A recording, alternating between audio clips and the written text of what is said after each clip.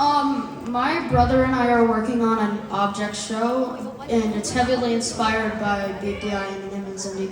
And what's like a good idea for like characters or something? Well, first of all, I think it's so cool that you're making an object show. Definitely, I would love to see it.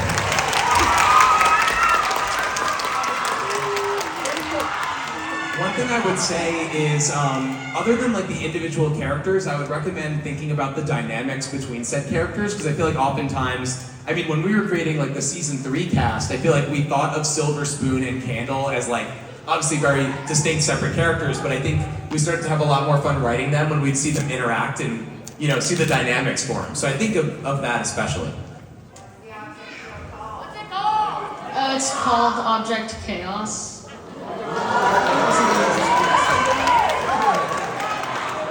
I think another thing with characters is the way specific characters interact with like more than one people. So for example, like Yellowface in BFDI always annoys Pencil, but we also have Price Tag who interacts with Yellowface and their buddies. So it's I think a good way to like think about characters is how a different person or someone in their life kind of affects like how maybe they act, or like I know Winter's also a good friend of Yellowface, so it's just really depends on how much they can like shift like their feelings or how they like change their emotions.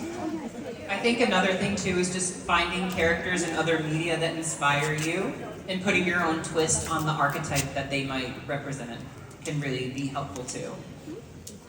I think the easiest way to go about thinking of object characters is to honestly just look around your house, because there is really no reason that like fiery is fire, other than that's just probably one of the first things that was thought of.